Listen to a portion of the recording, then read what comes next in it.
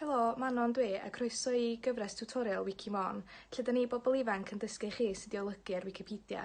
Dyma'r ail fideo yn y gyfres. Mwynhewch. Helo, enw fi di Manon Hughes, a mi wnes i gymeryd rhan yn prosiect Wikimon pan oeddwn i yn blwyddyn 12. Mi wnes i gymeryd rhan yn y prosiect yn ystod fy ngwersi Cymraeg, ac hefyd mi wnes i greu a chynnal gwersi Wikimon ar gyfer modiwl her y gymuned y BAC. Nod Wikimon yw i gyfoethogi a phobligeiddio'r fersiwn Cymraeg o Wikipedia, a dwi'n gobeithio heddiw fedrai helpu chi ddod i ddeall fwy am wefan ac i ddechrau creu erthyglau hunan. Felly heddiw rwyf yn mynd i ddysgu chi sydd i godio'n syml. Gwyddoniadur ydy Wikipedia, felly mae yna lwyth o erthyglau am unrhyw bwnc ar y wefan.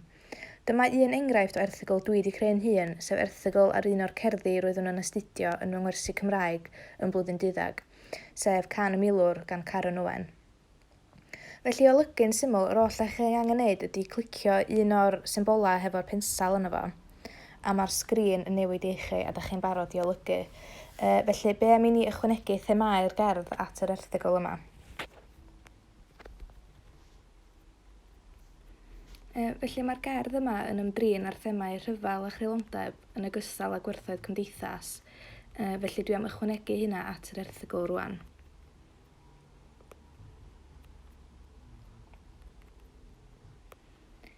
Felly mae'n hawdd golygu ar Wikipedia, a rydych yn dilyn yr un drefn mwyn golygu ar eich cyfrifiadur neu laptop. Yr unig beth sy'n wahanol ydy eich bod yn clicio ar botwm golygu sydd ar top sgrin y cyfrifiadur neu'r laptop, yn hytrach na'r symbolau pensal sydd ar sgrin y ffôn.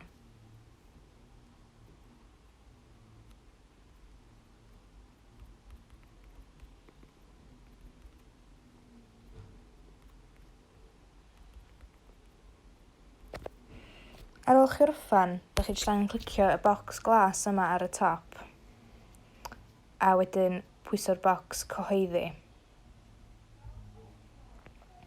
A dyna fo, mae hwnna wedi cael ei ychwanegu at yr erthygl. Felly mae golygu erthyglau ar Wikipedia yn gallu bod yn syml ac yn hawdd, a mae'n bosib i wneud hyn ar eich cyfrifiadur neu fel dwi wedi gwneud heddiw ar fy ffôn. Felly, be am i chi fynd ati a golygu rhai o'r erthyglau eich hunan? Diolch yn fawr. Diolch am wylio'r fideo. Mi fydd fwy o fideos yn cael eu rhyddhau yn ystod yr wythnosau nesaf. Diolch.